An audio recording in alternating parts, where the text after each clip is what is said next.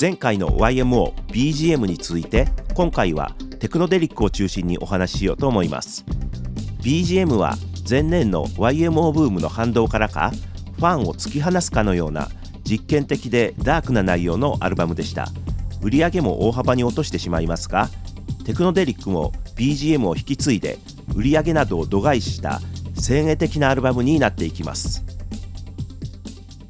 1981年3月21日に BGM がリリースされ、その日からテクノデリックのレコーディングは開始されています。しかしもともと予定されていたスケジュールがあり、3月28日から高橋幸宏さんはソロアルバムレコーディングのためロンドンに向かいます。これには細野晴臣さんも同行していますが、4月に細野さんはバリ島に取材旅行、その後サンセッツのヒートスケールレコーディングのためスペイン・イビザ島へ、また4月から5月にかけて加藤和彦さんのアルバムベルエキセントリックのレコーディングに YMO のメンバー3人全員が参加のためフランスに、幸宏さんはその後にもロビン・スコットやザイン・グリフのレコーディングに参加、約6ヶ月ほどロンドンを拠点に活動しました。そしてできた幸宏さんのソロアルバムがニューロマンティック。これは幸宏さんも言っている通り BGM の中での幸宏さんの要素を取り出して広げたような作品ですが、 BGM より幾分ポップでメロディアスで、この時期イギリスで流行してきていたニューロマンティックにこうしたとも取れる内容になっています。しかしこのタイトルはニューロティックとロマンティックを合わせた造語で、ニューロマンティック的きらびやかさよりもかなり内省的な印象のアルバムだと思います。ゲストとしてロキシーミュージックのギターフィル・マンザネラ、サックスのアンディ・マッケイ、ニューミュージックのトニー・マンスフィールドがシンセサイザーで参加。もともとギタリストであったトニー・マンスフィールドのプロフィット5の使い方を見て刺激を受けた幸宏さんは、帰国後自分でもプロフィット5を購入し、以降ソロアルバムやプロデュース作品でシンセのパートを自分で弾くようになります。ニューロマンティックは BGM から顕著になってきた幸宏さんの内省的な部分、繊細さとロマンチシズムをエレクトロポップとして昇華させた名盤だと思います。個人的にはラストの Something in the Air が本当に大好きな曲です。一方で坂本龍一さんは81年4月から NHK-FM のサウンドストリートという番組で毎週火曜日を担当、相当マニアックな曲を流していたようです。また6月に取材旅行として韓国を訪れています。当時の韓国は今と違い軍事政権下で行動は制限されていましたが、そこで触れた民族音楽や文化に坂本さんは強い刺激を受けたそうです。7月からソロアルバム左腕の夢のレコーディングに入るのですが、1980年のソロアルバム B2 ユニットでのヨーロッパ的な方向を突き詰めた反動なのか、または坂本さんは大学時代民族音楽学者の小泉文雄氏の講義を受けて大きな影響を受けていたこと、そして韓国旅行での経験などから西洋音楽的なものからの脱却が一つのテーマになりました。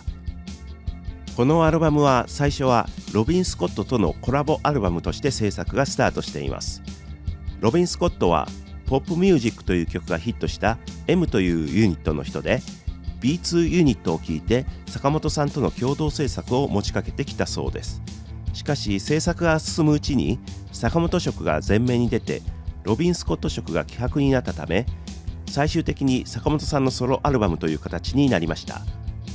このアルバムには幸宏さん、細野さんのほか、当時トーキングヘッズやキングクリムゾンに参加していたエイドリアン・ブリューがギターで、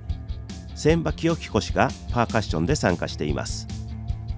YMO のワールドツアーあたりから続いていた坂本さんの精神的な落ち込み、葛藤のようなものは BGM のレコーディング終了あたりである程度解消されて、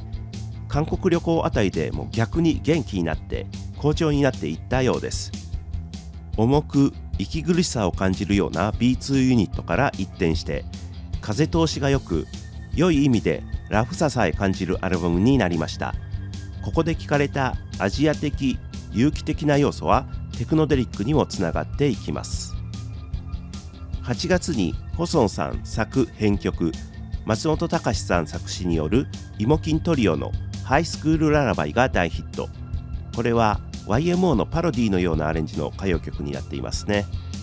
この時期こういったテクノポップ風の歌謡曲がたくさん出てきて、後にテクノ歌謡と言われるようになります。細野さんもこれ以降アイドルなどへの楽曲提供が増えてヒット曲を量産していきます。話は戻りまして、 BGM がリリースされた1981年3月21日からテクノデリックのレコーディングは始まります。細野さんとしては音楽的手応えを感じた BGM の続きという感覚で制作に入ったそうです。そこで坂本さんにジョン・ケージのプリペアドピアノのようなミニマルな曲をと注文を出します。 BGM の頃には坂本さんと細野さんの関係はかなり悪かったと言われていますが、ここでは吹っ切れたものがあったのか素直に応じています。それで体操のベーシックなところができてくるのですが、先ほど言いましたように1週間ほどでレコーディングは中断、8月末から再開されます。で、この中断している間に画期的な機材が出来上がり、松崎秀樹さんによって YMO のレコーディングに持ち込まれるんですね。それが PCM 録音機 LMD649、今でいうところのサンプラーです。1981年5月、松竹さんが結成したユニットロジックシステムのセカンドアルバムヴィーナスのレコーディングをロサンゼルスで行った時、リンドラムの LM1 という機材をレンタルして使っているんですね。これが世界初の PCM ドラムマシンと言われているもので、つまり本物のドラムの音をメモリーに記憶し、パッドを叩くことで演奏できて、簡易的なシーケンサーも内蔵しているという電子楽器。松崎さんはこの LM1 を気に入り購入したいと思いましたが、日本円で200万から300万と高価だったので諦め帰国しました。そのことを所属していた東芝 EMI のディレクター重実博さんに話してみると、似たような機材の試作機があると言われ、東芝 EMI のエンジニア村田健二さんを紹介されます。これは村田さんが楽器というよりもミックス時の音の差し替えを目的として研究開発していたもので、1.2 秒間の音声をデジタル化しメモリーに記憶、トリガーすることでそれが再生される。メモリー内の音声を自由に書き換えられるのがリンドラムと違ったところで、松崎さんはこれをロジックシステムのアルバムに楽器として使いたいと思い、完成品の制作を依頼します。そしてヴィーナスのレコーディング終了ギリギリに機材が到着し、一部で使用したそうです。名前はロジックシステムの L、 開発者村田さんの M、 ドラムの D、 そしてロジックの語呂合わせで LMD649 と松竹さんが名付けました。制作費は約50万円で、リンドラムの LM1 と比べたら破格の値段でした。 LMD649 は現在でいうところのサンプラーということになるのですが、サンプラーに相当する機材はそれ以前にも存在していました。1980年に発表されたオーストラリアのフェアライト CMI が代表的です。これは多機能な音声合成装置とでも言うべきもので、サンプラーの機能はその一部でした。価格は1000万円以上で、楽器というよりはスタジオの設備として導入される類のものだったようです。フェアライト CMI のサンプラーとしての使用例は1980年頃からいくつかあって、一例を挙げるとケイト・ブッシュ Never Forever 収録のアーミードリーマーズという曲があります。銃に弾を装填する音でしょうか、カシャという音がリズムとして使われています。こういった事例は他にもあり、テクノデリックを紹介する際、世界で初めてサンプリングが使用されたと言ってしまうのは間違いになります。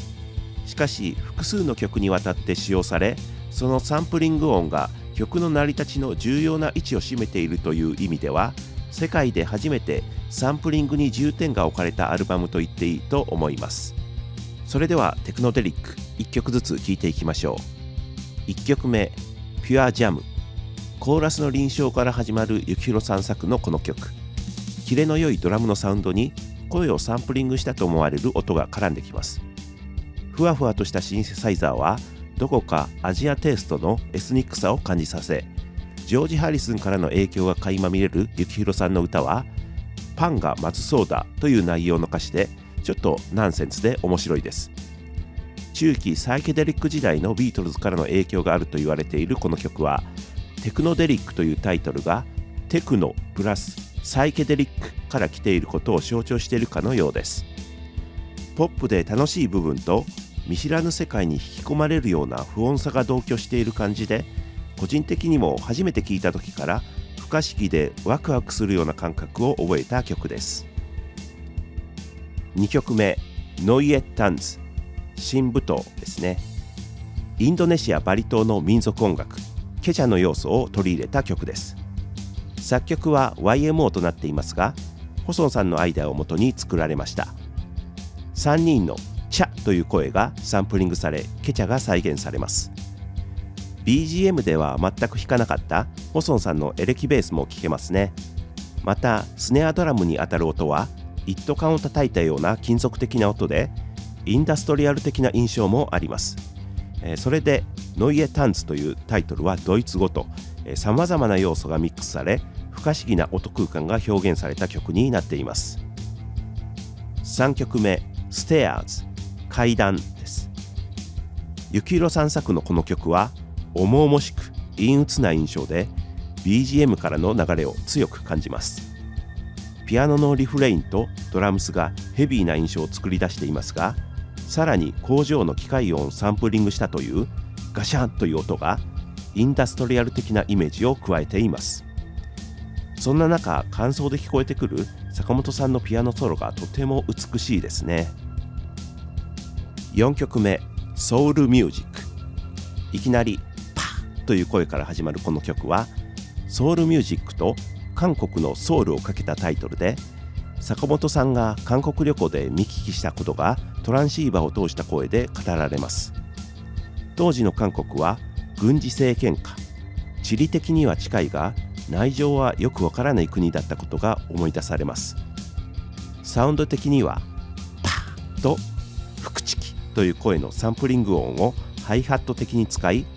インドネシアのガムラン風の音がパーカッションとして使われています。そして幸宏さんのキック、スネアと細野さんのエレキベースがファンキーで力強いグルーヴを生み出していて、生々しいパワーを感じる曲ですね。5曲目、ライト・イン・ダークネス、明かりです。坂本さん、幸宏さん共作による曲。タイトルの印象通り、暗闇の中サーチライトに照らされる様を表しているかのようなサウンドです。そして特筆すべきは細野さんによるエレキベースの演奏。レコーディング時不調を訴えていた細野さんに対し、坂本さんと幸宏さんがチャック・レイニーのようなベースをとリクエストして、このベースラインが録音されました。比較的単調なインスト曲がこのベースによって躍動感と独特なわびサビを感じさせるものになっています。一般的知名度は低いと思いますが、個人的には非常に好きな曲ですね。6曲目、体操。81年3月、レコーディングの最初に着手された曲で、細野さんから坂本さんにミニマルな曲をという課題が出され制作されました。当時シンセやコンピューターを使わずともテクノはできるという発想があったそうで、ベーシックなトラック、ピアノ、ベース、ドラムスは生演奏で録音されています。この曲は LMD649 導入以前に録音されており、途中声をサンプリングしたかのような部分がありますが、それはテープ編集によるものだそうです。歌詞はラジオ体操風のコミカルなものですが、痙攣の運動というのがブラックでシュールな笑いになっていますね。曲の要素を最小限まで抑えていくミニマルミュージックの手法はこのアルバムを通して使われていますが、後に細野さんはミニマルは YMO がやり残した唯一の手法と言っています。もし YMO が続いたならミニマルミュージックを突き詰めていたのかもしれません。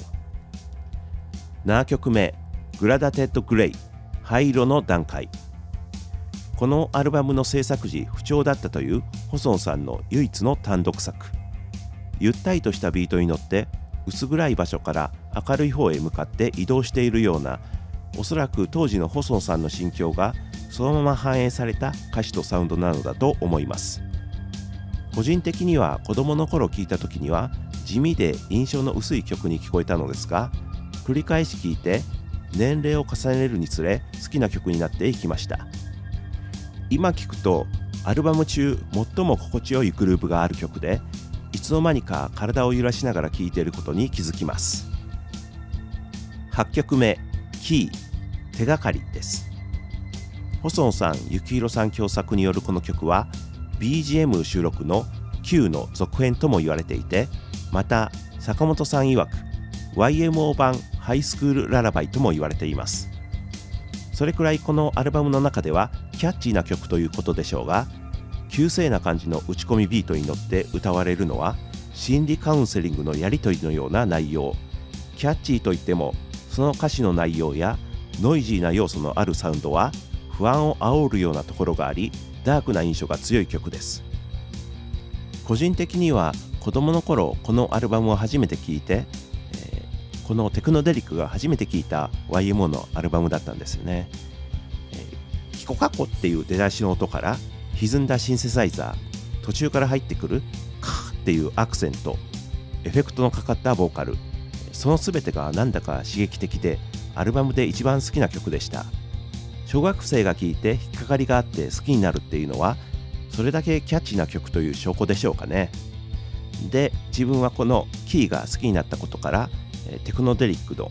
YMO の世界に引き込まれていくことになります。そんな自分にとって特別な曲ですね。9曲目、プロローグ、前奏。当時アルファレコードの社員でまだ新人のエンジニアだった飯尾義文さんがメンバーの会話の中にインダストリアルミュージックというのが出てくるのを耳にし、